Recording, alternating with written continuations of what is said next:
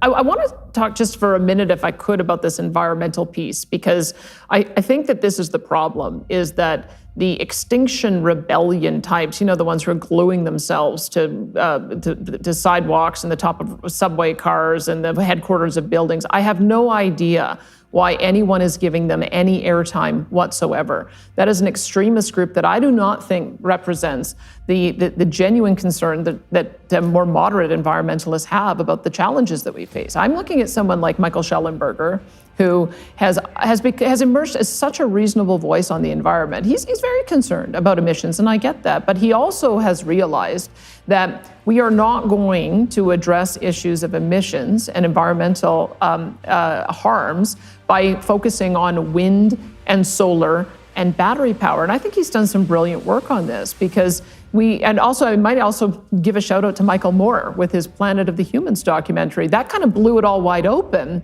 where we now have begun to have a conversation that, guess what? You cannot produce a wind turbine with a wind turbine, because there's a lot of steel that comes from coal, and there's a lot of fiberglass that also comes from fossil fuels, and you have to transport 1,500 truckloads to get it to a site using fossil fuels. And so until you have a situation where you've got solar and concrete and transportation fuels and fiberglass that are emissions-free, those are not emissions-free sources of production. And besides that, they're intermittent. So because they're intermittent, you have to build 3 times as many of them. And when you have to build 3 times as many of them, you're eating up a lot of landscape.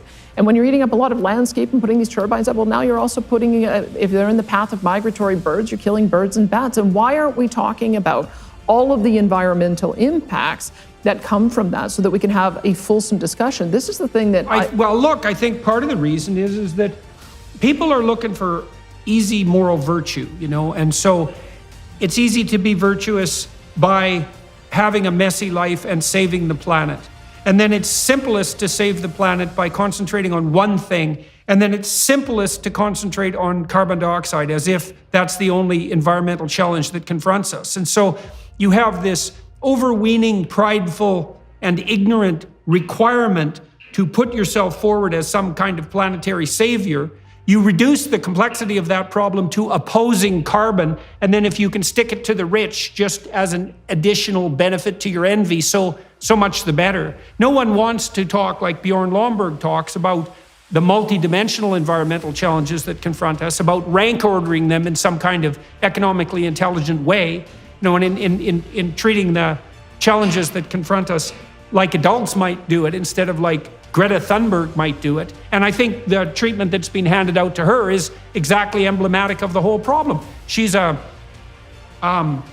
relatively eccentric 13-year-old girl. She doesn't know anything about how the world works. And yet green leaders around the world kowtow to her like she's some sort of Dionysian prophetess. And that's a real indictment of the situation that we find ourselves in. What I think we have to do, though, is that we've got to elevate the voices that are aligned with this. Voices like Bjorn Lomborg and voices like Michael Schellenberger, because this notion of energy density is really the key to being able to reduce the impact on the planet. And this is why Schellenberger is a supporter not only of nuclear, and small modular nuclear reactors are becoming increasingly of interest to different jurisdictions, but also he's a supporter of LNG, because you can have a smaller footprint in developing those. And when you have a smaller footprint, you're going to have, just by definition, less impact on the environment. And that, to me, I think what I worry about I call myself a libertarian conservative. Maybe we'll get into what that actually means. But what I worry about on our side of the spectrum is that we only talk in dollars and cents, and we don't address this environmental piece. This is the emotional piece that everybody cares about. I mean, I was born in 71. The first Earth Day was 1970. So I grew up surrounded by that environmental messaging. And I think we have ceded the ground to the extremists like Extinction Rebellion, and we haven't elevated the more moderate environmental voices. And that, to me, is going to be my big challenge, is that I want people to understand that, yes, we can provide energy security, yes, we can address issues of affordability, and we can do it in a way that is going to be the most environmentally responsible, bar none, looking at all of the other options and all of the other producers around the world. That is going to be, I think, our big communication challenge. But I think that's the way that we start building those allies that you're talking about in Europe. Yeah, well, it would be great for conservatives in Canada, and I would say across the world, to reach out to people like Schellenberger and Lomberg, perhaps above all else, because they have extraordinarily well thought out arguments on the environmental front, and also are astute economically, and that's a rare combination. And the conservatives have erred tremendously, and the central liberals as well, the middle of the road liberals, by letting the radicals take the moral upper hand on the environment front. And their story, you look at what's going to happen in Europe and around the world, likely this winter, as we put tremendous stress on poor people by jacking up energy and food prices, is all that's going to be disastrous for the planet. In the terms that the environmentalists themselves hypothetically hold dear, the idea that we can make the planet more habitable on the environmental front by impoverishing poor people, by raising energy prices and food prices, is absolutely, it's not only absurd logically, but I think it's tantamount to genocidal in its intent. It's really appalling. It creates grave danger for those who are on fixed income going into an environment, especially in our northern climates, January, February, March, April. It's dangerous not to have reliable power, not to be able to have reliable home heating.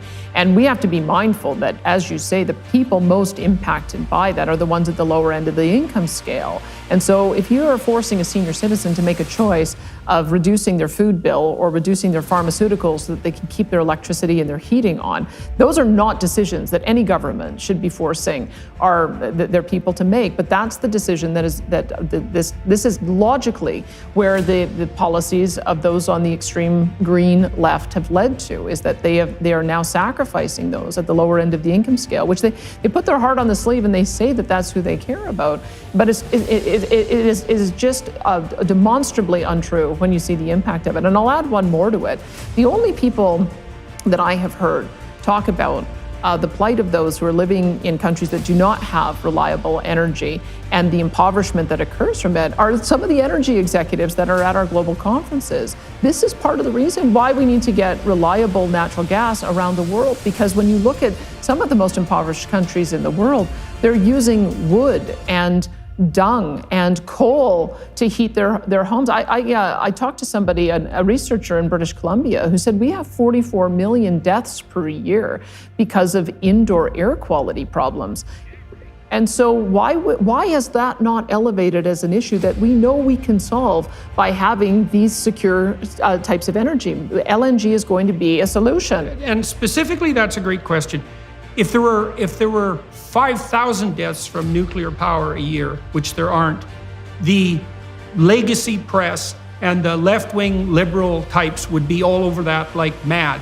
But the fact that there are 40 million people or thereabouts a year who die from indoor pollution, from using substandard fuels, which, by the way, are not environmentally friendly in the broader sense either, that just goes under the radar completely. And so you look at facts like that, and that's a bloody, blatant fact, that one.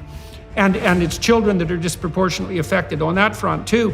And then you also look at the willingness of the so-called leftists who are hypothetically in favor of the poor to impoverish the poor as a consequence of their non-effective green policies. And you really have to ask, well, just what the hell is driving this? And the only answer that I can think of is that it's something fundamentally predicated on envy, and that the desire to bring down the capitalist system that produces those who are richer than the typical environmentalist, let's say, that takes precedence over everything. It takes precedence over care for the poor. It takes precedence even over hypothetical care for the planet. It's like tear the bloody capitalist system down, and it doesn't matter what or who gets destroyed in the process. Because otherwise, how do you explain it? Like the indoor air pollution fact alone, it's like that's incomprehensible. Obviously, the thing to do is to get cheap energy that's clean as possible, to developing countries as fast as possible. And then, on the environmental side, the stats are pretty damn clear that if you can get the gross domestic product of a country up to something averaging approximately $5,000 US a year, then people start taking a long view and caring about the environment. And so it's quite obvious that if we did everything we could to eradicate absolute poverty, mostly by driving energy prices down, then we could get people off of their reliance on those primitive biofuels that poison them and poison the planet and denude the territory, and we could get them caring about the environment. And so why not do that? Okay, now do you want to become Premier of Alberta? Because this is exactly the point that I want to see made on the international stage.